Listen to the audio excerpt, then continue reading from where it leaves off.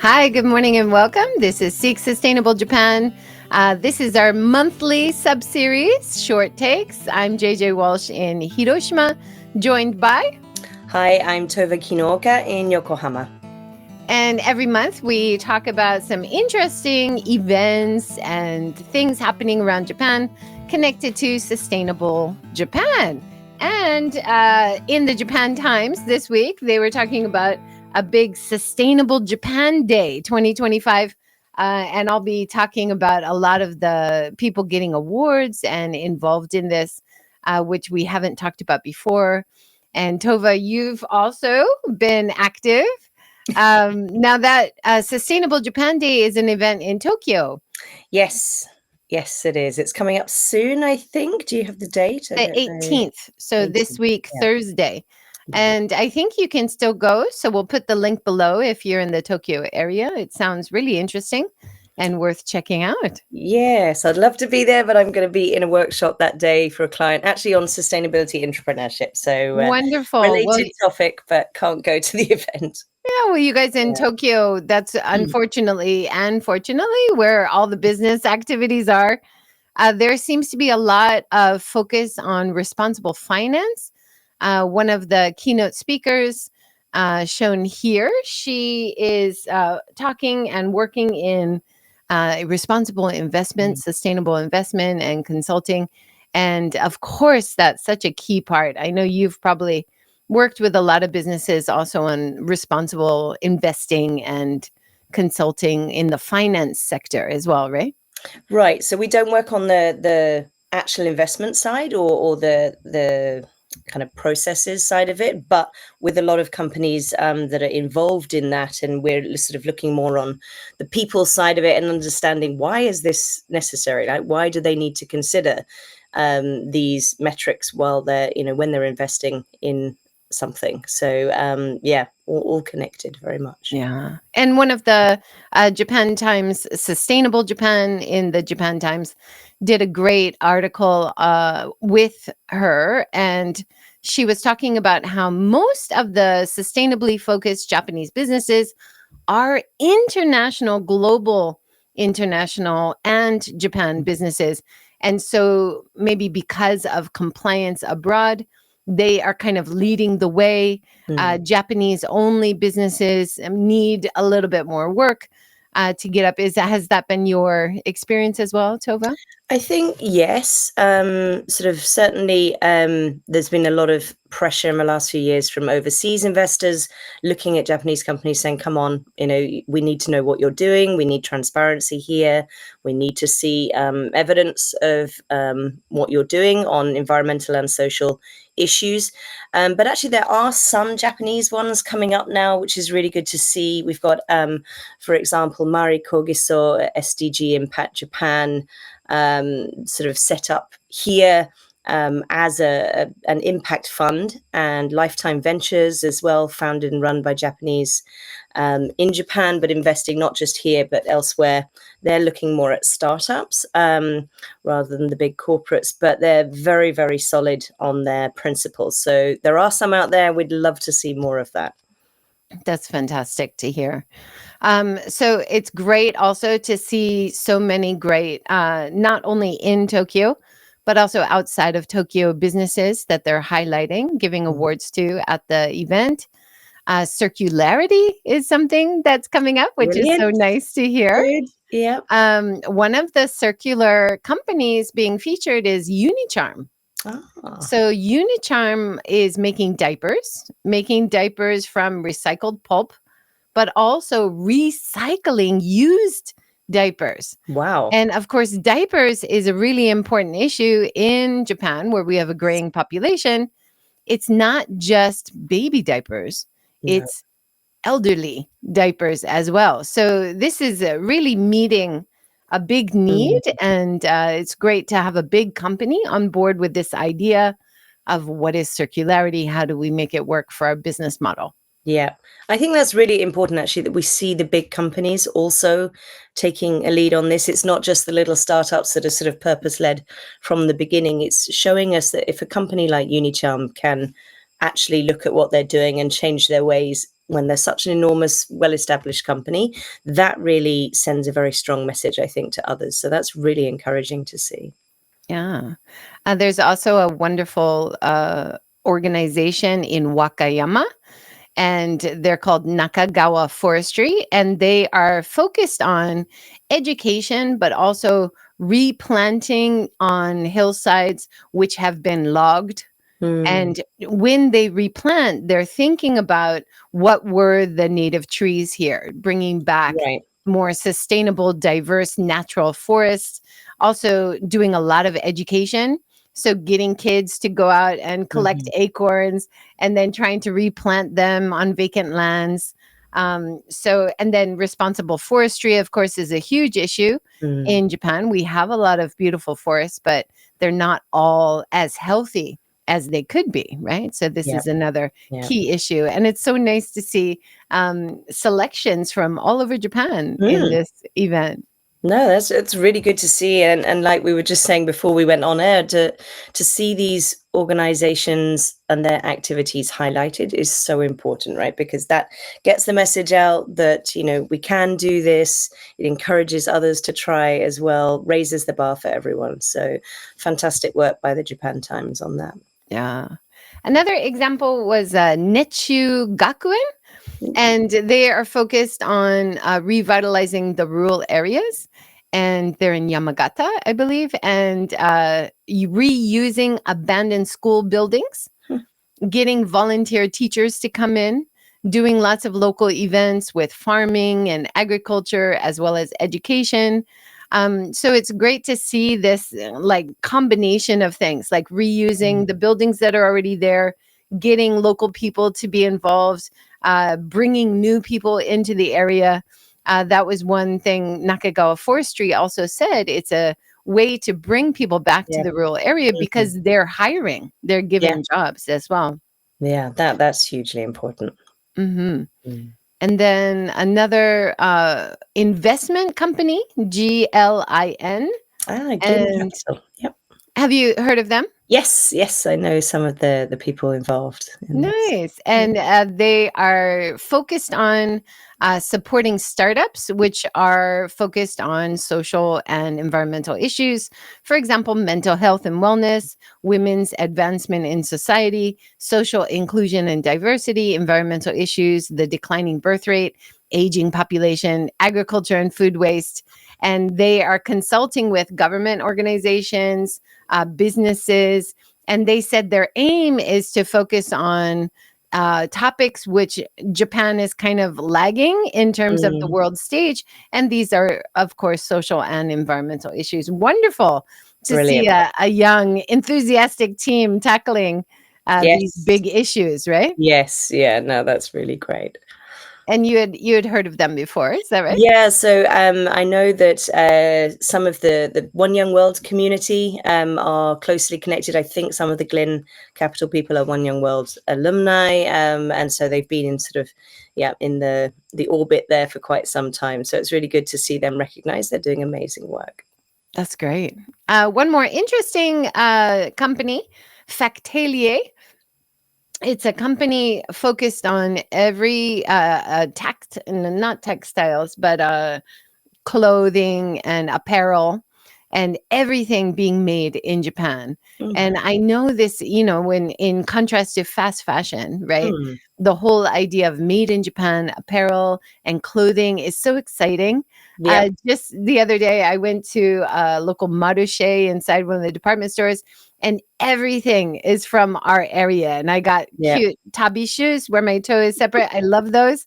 And it's from Wakayama. And then there's denim from our area. You know, there's so much fantastic made in Japan apparel and clothing. It's really exciting to see companies bringing it back, and then it has so much appeal, not only for people living in Japan but also visitors, right? Absolutely. Yeah, no, it's a really, I mean, something Japan does really, really well, and it would be wonderful to see more people recognize that.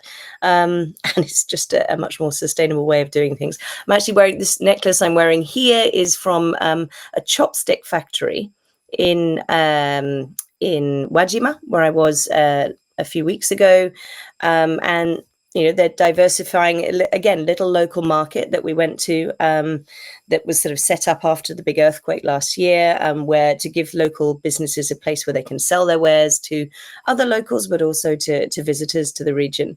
And this lady had her stand of beautiful chopsticks, bought some of those as well, but also jewelry, earrings, and necklaces made in the same way, using the sort of the lacquer painting and decoration that they'd use on chopsticks to actually make jewelry. So appealing to a completely different market. So more of that, please.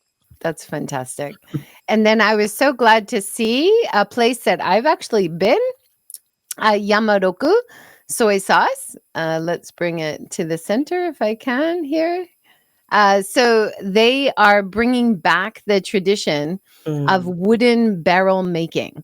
And so when I visited, of course, they have wonderful traditional soy sauce of high quality. This is in Shodoshima, so in Kagawa Prefecture, near Shikoku. And once a month, he's so enthusiastic about bringing back the wooden barrels. But unfortunately, the knowledge was lost for a long time. So for years, he was bringing together artisans and craftspeople to try to figure it out. Oh, wow. And they've figured it out. Now, once a month, he's bringing people. Now, this involves not only soy sauce, but miso makers, sake makers, whiskey makers. There's so many people in different industries who really want these wooden barrels because it enhances the flavor. Of course, it's more sustainable because it comes from trees. It's like a carbon capture promotion. And then hopefully you're planting diverse indigenous trees as well. But it was wonderful to see he's also featured in this event this week. So fantastic. Yeah. And it was fun to actually have a place that I've actually visited myself, which is great. Yeah, no, that's brilliant to see. Now, you went on a wonderful walk. Tell us about it. Yeah, so this was, I think, last weekend. Seems like a long time ago already. So we've mentioned before that Carole Fuchs is doing this amazing project, Beyond Records, which is going to be, she will be hiking or running 1,600 kilometers across the Himalayas, interviewing locals as she goes about the impact of climate change there and the glaciers melting so rapidly and how is that impacting people there, and to raise awareness of that.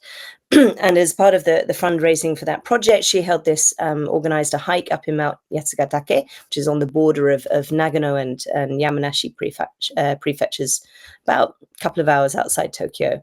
And a group of about, I think there were 13 of us, went from all different backgrounds. There were people working in METI, the Ministry of Trade and Industry. There were others working in sort of sustainability. There was a guy from one of the big banks, finance institutions in Japan. So a real mix of people. And we just went on this sort of, I think it was about 10K in the end, nothing for Carole. For the rest of us, it was quite a good hike. But it was really interesting just sort of connecting and obviously sort of hearing about Carole's project. But I think one of the things that we really also took away from it was just getting back away from the city, out into nature. The fact that, most of us lead incredibly busy, quite stressful often lives, and just being out in that really beautiful, calm environment was such a welcome change of pace, and I think did everybody a lot of good. It also got us reflecting on, could we build this into our lives more often, and actually having time just to process and think, and giving our brains some downtime, disconnected from gadgets, screens, etc., and maybe sort of talking to other people, getting different perspectives on things as well. So it was a really wonderful day for so many reasons, and also great to be supporting Carole's project as well. She's leaving on the 4th of October for Nepal, so it's coming up very soon. Coming up soon, yeah. We've mentioned it a few times. She's doing excellent work, and of course, talking about areas around the world in these mountainous areas, the most famous mountains in the world. Yeah. But of course, they have environmental and social issues that are really important to Yeah. talk about. And of course, there's parallels for us in Japan and all over, right? Yeah. Well, it was interesting because two of the people on the hike, one of them lives locally in Nagano, and another one is from that area but now lives in Tokyo. And when we were heading back to the station, they were talking about the changes they'd seen in their lifetime, and they weren't old. They're sort of perhaps late 30s, early 40s, and they were saying that it's so different now. The winters compared to when they were kids, there's very little snow, which means that's impacting the seasonal rhythms. The plant life there is rapidly changing. They're not getting the hard frost and heavy snow they used to get, which would kill off sort of insects. So those pests are becoming more of a problem, and so on. So I mean, even in that short time span, it's massively changing things here as well, not just up in the Himalayas. So it's something we really, really need to be more conscious of, understanding it and the impact that we're having on that. For sure. Now you've got some exciting things coming up with Global Perspectives. Your business, of course, your consulting business. Tell us about it. So every year for the last, since 2018, so going on for a little while now, we take a cohort of next-gen sustainability intrapreneurs on a sort of an 8-month program. And as part of that, we go to the One Young World Summit, wherever it's been held in the world. It's a different place every year. So this year we're going to Munich at the beginning of November. Next year it's Cape Town in South Africa, and the year after that is coming to Tokyo, which is super exciting. We've just kicked off, did the sort of kickoff call a couple of weeks ago, and then this coming week we've got the first workshop on sustainability intrapreneurship. We'll kick off with looking into the mindset. What is the mindset of a sustainability entrepreneur? How can you sort of take a different look at what you're doing, no matter what your role or function in the organization? And then we'll have one more workshop looking more at the skills side of entrepreneurship before we head to the summit together in November. So, and then the participants move into their projects where they're actually taking on real projects, and not theoretical ones, real life projects to solve an issue. They'll be pitching that to their senior executives in the end. If they get the buy-in that they are looking for, then they get funded to move it forward into the business phase. And we've had 3 projects now from previous years go through into that business stage. So it's really exciting to see young people being given the space and the trust, I think, by their companies to say, okay, step up. What do you want to solve? Let us, and if it's a solid idea and you can really solve a real problem and create value for the business while you're doing that, then, yep, we'll fund you. Let's go. So super excited to see what they come up with. Yeah, very exciting. And of course, this is a project you've talked about for years. It must be exciting to see how things evolve and change over the years. Are you seeing more in certain sectors, like more enthusiasm, or from the young people? Are you seeing like a different kind of mindset coming in, or does that reflect education changes, like at the university level? It's interesting. I'm not sure about the educational changes. Certainly in the last few years, quite a lot of the teams have wanted to focus on issues relating to mental health. And social issues, which seem to be super important for their generation. And we're talking about sort of people in their sort of early 20s up to around 30s. So, for them, the issue of mental health, I think, and well-being is becoming more and more of a challenge. And particularly coming out of COVID and all of the impact of that. Equality and things as well, quality of, fairness and quality of life within an organization. Last year, we also had one looking at environmental awareness and wanting to accelerate companies' actions on that. So, yeah, I'm curious to see what will come up this year. At the summit the last few years, geopolitics has been a huge issue. Unsurprisingly, with everything that's happening around the world. So I think we're getting a sense there's a huge kind of trend towards feeling really insecure about the future and wanting to take serious action on that. So yeah, it's worrying in a way. I think compared to when we first started back in 2018, it was more about sort of yes, the environmental issues, and yes, sort of diversity and inclusion, more general, less specific. And then in these last few years, it's really ramped up a gear. I think the intensity of things we're seeing around the world in extreme weather, in polarization of values and things, is really causing a lot of unease in this younger generation. So anything we can do to support that and enable positive change has got to be a good thing. But yeah, there's a lot of work to do. Yeah, that's it's so important, isn't it? Because of course they're involved in thinking about, and then if you think about education and all the misinformation, Yeah, which is a huge problem, and also connected to politics and polarization. yeah, So having these mentorship, having the training, having them present their ideas, work with other like-minded people. yeah. It's a huge program. It's doing wonderful work. So I'm so glad you're a part of that. Thank you. Thank you. All right. There was another, let's see, we can find your tech for impact. Right. Yeah. So thinking of disruption and big things that are happening out in the world, obviously tech is a huge one. We've talked a little bit about that in previous sessions, but Tech for Impact is, as it says, Asia's largest impact event. That's happening on the 7th of October in Tokyo. So if you're in the area and you want to get tickets, and it'll be people not just from Japan, but from all over the world, showcasing sort of innovation that's leveraging tech for positive impact, both on environmental side, but also on social issues as well. A lot of really interesting companies, both startups and bigger companies coming, entrepreneurs, sort of thought leaders in this space. So it should be a really interesting and inspiring day. So I'm looking forward to attending that.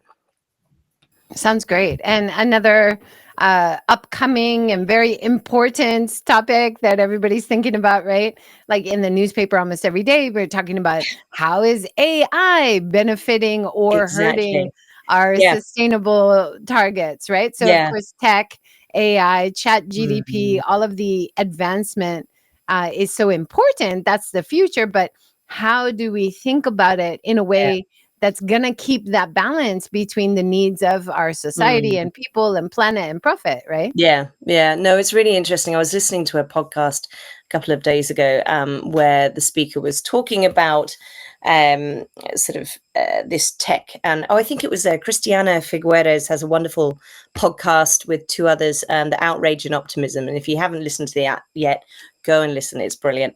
And they were interviewing somebody around tech and saying, well, is this going to be overall a positive or a negative thing? And the guy was saying, well, really, tech itself is neutral. It's up to us. Historically, humans don't have a great record of using exciting new technology in a positive way. If we look at some of the examples of, weapons and things like this. So it really is up to us. I'm really pleased to see, conversations happening around this, and there needs to be also a lot of regulation, because what we're seeing at the moment is there's huge scope to do things, but not yet much regulation around, who's using it and how, and what for. And so those conversations need to be urgently had. Yeah, for sure. I've just added the link for Outrage and Optimism. Yes. Such wonderful conversations all the time. Oh, I love it. Yeah. And they often have interviews from conferences, like COP conferences and environmental or social impact people that they meet, as well as three very knowledgeable people chatting about issues, but in a really funny and lighthearted and engaging way. They're all good friends as well. So it's very enjoyable to listen to. Yes. Yeah, very much so. There was ICHIGO, is it? ICHIGO BLOOM, yeah. So they are the organization in Japan that run the climate fresks. So they've got Climate First, Plastic Collage, this wonderful sort of gamified workshop that's open to everybody, but you can also do corporate versions where they take you through. It's facilitated by people who've gone through the training there. And they've got their first digital collage looking at the impact of digital lives, of all our gadgets and our energy use and so on, connecting the dots between, where that comes from, how it's made, what is the impact, how we're using it. And it's the first time it's been held in Japan. I think that the game itself is quite new, so really looking forward to that this coming weekend. I think it might be fully booked already. There's a waiting list if you are interested, but I'm sure they'll be doing more of it. So this is, super excited to see what comes up in that. That looks really interesting, and another tech-focused event, but more about like diversity, inclusion, as well as those social impact, environmental impact issues. Yeah. Fantastic. And very excited to see in the chat that Seiichiro Murayama has now rejoined as a member. It's wonderful to see you here. Thanks for joining. We weren't streaming for some reason in the beginning to YouTube for some reason. Okay. But it looks like we're going again. So I'll re-upload to YouTube later if the beginning of our conversation was missed for some reason. Brilliant. Yeah. Now, Tove, you've been back for about a month in Japan after being in Europe for a while. Anything, like, I often think about this, like when I travel abroad, things I miss about Japan, and then things I appreciate about other countries. And then when you come back, you're like, oh, you want to combine things from your travels and then back in Japan. Did you have any of those kind of feelings when you came back or when you were away? Interesting. I think it's sort of appreciating just the cleanliness. Japan is clean and well organized generally, and the safety is a huge issue. It's something that I'm so conscious of now every time I go outside Japan. Just, the fact that I can walk around as a woman, coming back late at night, no problem at all. That my kid, my son, younger child who's 9, takes the train to Yokohama by himself, 20 minutes, I don't have to worry about it. So that safety aspect is incredibly important. But I'm missing the cooler weather, I have to say. The humidity, we were just talking earlier about the fact, we're still needing air conditioning a lot of the time, and it's still melting. It's getting worse every single year. So, and we get a lot of comments of people just saying, "Atsui desu ne, it's hot, isn't it?" And it's like, yes, but let's think about why that is, and what we need to change in our habits. So, yeah, I'm still concerned about the lack of awareness, really, and the lack of individuals realizing that they can take action. It's not just waiting for the government or big companies to change things, but that we all need to be considering lifestyle changes as well. So that's, one of the things that's obvious when I come back, I think. Fantastic. And those are things that a lot of international visitors that I talk to almost every day, they're always talking about, oh, I can't believe these little kids are commuting to school on their own. This is amazing.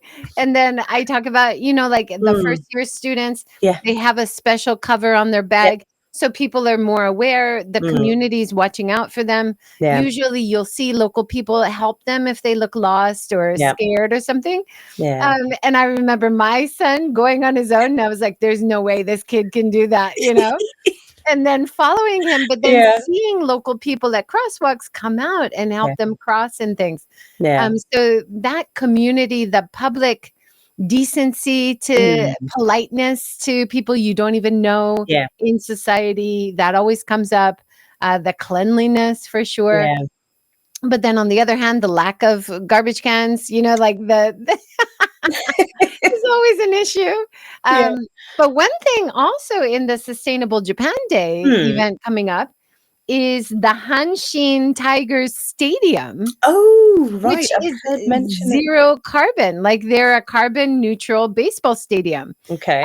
So that was really exciting to read about. And then there's one train station, which they also oversee, Setsu, in Yeah. the Kansai area, which is also carbon neutral, and everything's powered by renewable energy. And this goes back to 2010. So this is a great initiative. We would love to see more carbon neutral, renewable energy powered train stations in Japan, because talking about wonderful things about Japan, the transport is fabulous, It's wonderful. right? Yeah, no, it really is. So if we can move those up to being powered by solar panels and, you know, having wind power nearby, or, you know, what a great part of the sustainable Japan brand in general. Exactly. If we can get all the train stations to be renewable energy powered. That would be quite something. And it would be a very visible example as well of what's possible. So, And we have sports fans around Japan, of course. I'm in Hiroshima. We're big carp fans. So that's another point of pride, right? Yeah. Oh, and the stadium is carbon neutral. It's all renewable energy. I mean, we do have solar panels on the Zoom Mazda Stadium for carp. So that's great to see, but I don't think it's 100%, you know, powered. How about in Yokohama? You got the Bay Stars, right? We have. I'm ashamed to say I don't really know. I will look into that for next time. Yeah, me too. So now I'm going to research our local stadium. It's always good to know about, right? It is. And, you know, sports has a huge impact. I mean, obviously, environmentally with the infrastructure and the buildings and things. But it's also got so much potential to reach a lot of people who might. Yeah, for sure. That's our 30 minutes. Thank you so much for joining us, and hope you'll join us again next month. Thanks, everyone. Take care. See you next time.